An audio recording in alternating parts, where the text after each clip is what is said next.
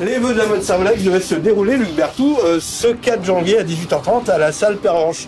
Et du coup, on se retrouve en vidéo et en digital. Oui, pour la deuxième année, c'est vrai que l'échange des vœux, c'est un moment particulier qu'on souhaite faire de façon physique, mais cette année, on ira avec les bons supports pour transmettre à l'ensemble de la population les vœux du conseil municipal et du maire. Alors restez avec nous, vous allez tout savoir bien sur les finances, sur la vie associative, la vie culturelle, les investissements, les grands projets 2022 de la mode Servolex. On y va? On y va.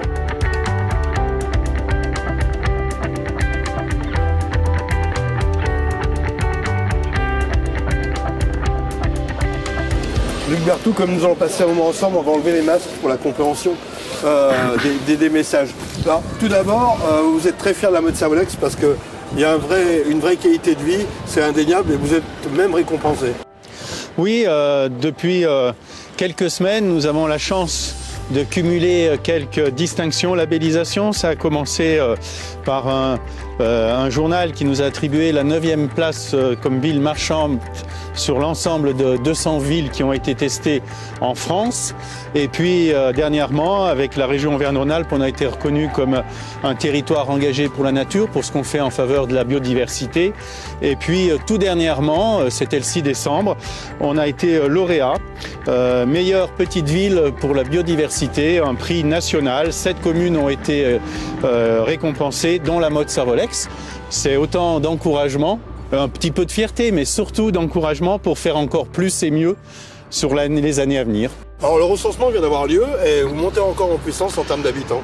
Oui, on est à 12 721 habitants. C'est une légère augmentation. On ne fait pas de course aux chiffres. Depuis 6 ans, on a augmenté de quelques 400 habitants. Donc l'idée est d'être sur une légère augmentation, mais maîtrisée. Alors il faut noter que la mode Servolex est la 4e commune de Savoie, avec un cadre unique parce qu'on a un vrai centre-ville, on a la campagne autour de nous, et puis on a Technomac, vous avez tout quoi, à 3 en 1. Voilà, effectivement, c'est bien résumé. On est sur un territoire d'équilibre. On a cette chance d'avoir 1000 hectares de forêt, 1000 hectares d'agriculture et puis 1000 hectares de logement et d'économie. Donc un territoire très très équilibré. On est devant le groupe scolaire Pergo, ce qui nous permet de parler des finances de la ville. Elles sont bonnes, ces finances? Alors les finances sont bonnes.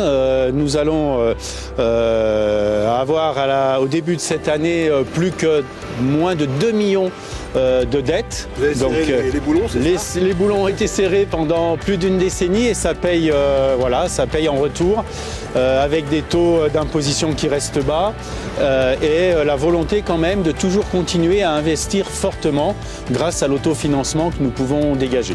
Alors justement, vous voulez toujours investir pour aller un peu plus loin pour la population. Et là, vous avez un programme très très complet. On vient de parler de l'école Pergo, mais c'est pas tout. Il y a aussi je crois, du côté du stade, des investissements importants. Oui, il y a l'école Pergo et puis le gymnase de Coubertin. Ces 2 équipements vont être concernés en 2022 et 2023 par une rénovation très lourde qui va représenter une somme globale de 3 millions d'euros et qui vont permettre d'économiser 40 à 45% d'énergie. On va moins consommer, on va être dans des bâtiments mieux isolés et donc plus confortables pour les usagers. Alors c'est vrai que l'écologie, c'est un sujet très, très pointu, très tendance aujourd'hui, mais vous n'avez pas attendu pour agir là-dessus. Non, je crois que dès 2008, par une série de petits pas, on a voulu montrer que chacun pouvait apporter, en hommage à Pierre Rabhi qui nous a quittés et à l'image du colibri, que chacun peut, à son niveau, un individu, une collectivité, des représentants du milieu économique et que chacun doit prendre sa part, tout en étant aussi exigeant par rapport aux autres parce que c'est un effort collectif qu'il nous faut mener à bien. Luc Berthoud, pour poursuivre ses vœux, je vous propose de vous retrouver dans un hameau qui vous est cher, le Tremblay. C'est parfait.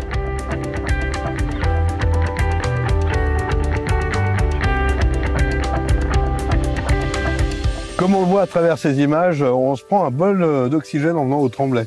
Bien sûr, c'est le hameau le plus peuplé des 14 hameaux de la commune et puis qui est dans un site extraordinaire et qui fait la passerelle avec le Bourget du Lac. J'entends de la cloche sonner.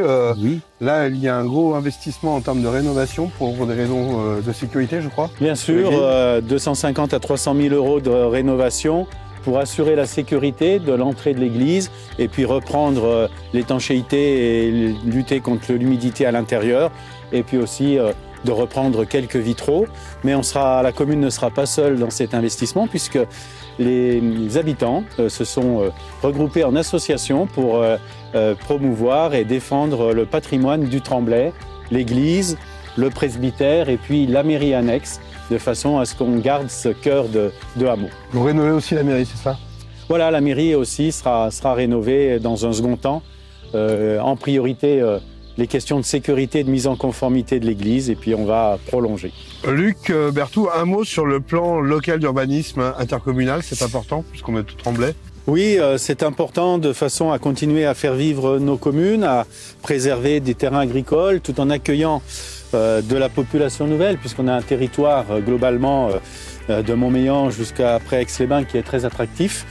Et l'idée, c'est de maintenir cet équilibre entre la forêt, l'agriculture et l'urbanisation, d'accueillir de l'économie aussi, parce que bien souvent, les entreprises qui sont présentes sur nos territoires, à l'exemple de Savoie Technolac, 80% d'entre elles cherchent à se développer. Donc il faut qu'on leur permette de se développer, d'accueillir de l'emploi.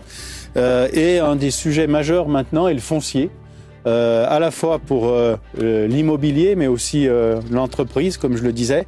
Et il faut que les maires soient très attentifs à l'évolution des parcelles communales et de ce qui se passe dans leur territoire. Il y a déjà des avancées à ce sujet?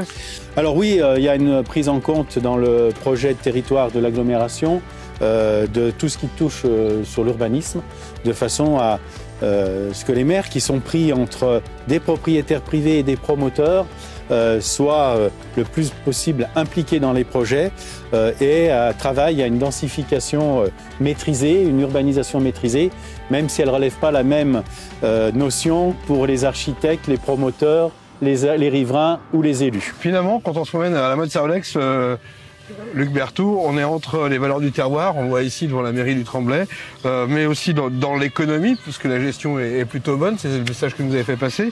Et puis cet avenir avec Technolac qui est de plus en plus grandissant et qui est aussi le cœur d'emploi pour l'ensemble du département. Oui, effectivement, en étant basé sur les pôles d'excellence, sur le réseau numérique et sur les énergies renouvelables, Savoie Technolac a un pouvoir d'attractivité, à l'image des récentes inaugurations qu'il y a pu avoir sur l'année 2021 avec le bâtiment Supernova, qui regroupe une nouvelle forme d'accueil d'entreprise avec à la fois de l'atelier, du garage et du bureau, et puis aussi Citelia, qui est un fleuron en termes d'énergie solaire. Donc il y a encore de belles pépites avec tout autour de ces énergies renouvelables. Je viens de citer le solaire avec l'Institut national. C'est quasiment unique en France, hein. Oui, cette association sur ce centre de recherche parmi les 3 premiers au niveau mondial de l'INES, ou des sociétés qui sont tournées résolument vers l'avenir et l'hydrogène avec la société Attaway. Et on voit bien que chaque fois que des personnalités passent dans le département, il y a des passages et des visites dans ces sites. On a vu de nombreux ministres, entre autres. Bien sûr. On continue avec la partie sportive. Allez, on se retrouve au cœur de la mode. Et bien après ce bol d'air au Tremblay, on se retrouve au plein cœur du nouveau tennis couvert de la mode Savolex, l'investissement de ces 2 dernières années. Effectivement, 1,3 million d'investissements aidés par nos partenaires, la Fédération française de tennis, la région Auvergne-Rhône-Alpes et le département, cumulés pour 400 000 € de subventions pour offrir au club qui attendait depuis plusieurs années cette infrastructure qui va lui permettre de passer un cap et de pérenniser son activité. Et là, Luc Berthoud, vous enchaînez puisque vous allez maintenant investir pour le rugby. Oui, c'est la prochaine étape. Un projet pousse l'autre et c'est des tribunes de rugby pour accueillir 300 spectateurs qu'on espère réaliser d'ici la fin de l'année 2022. Pour la 4e commune de Savoie, l'animation, la vie associative est riche. Plus de 130 associations, c'est très distinctif. Oui, c'est vraiment ce qui fait la différence. C'est une ville qui est riche de ces associations, de ces bénévoles. Et j'espère qu'ils continueront à être toujours aussi nombreux après cette période, de façon à faire vivre différents secteurs d'activité. On a des associations caritatives, culturelles, sportives, associatives et qui font rayonner la commune. Et puis un autre thème qui vous tient à cœur, c'est la culture. Alors on va se projeter du côté de la salle Saint-Laurent. On continue ce marche en s'arrêtant devant la salle Saint-Jean, salle de spectacle, parce que finalement, pendant toute cette période 2021, la mode Savolex a continué d'offrir de la culture, du spectacle, de la vie tout simplement. Oui, grâce en premier lieu aux artistes. On souhaitait pouvoir continuer d'accueillir à notre équipe de programmatrices de façon à montrer que la culture était un élément essentiel pour le bon épanouissement de tout un chacun. Et on a eu cette possibilité avec la Nuit de la Création, avec une exposition où on a accueilli une quarantaine d'œuvres de l'artiste Ben et des artistes de la nouvelle génération qu'il avait pu inviter. Et on poursuit en espérant que la partie de la programmation sur le premier trimestre 2022 pourra se dérouler dans les meilleures conditions.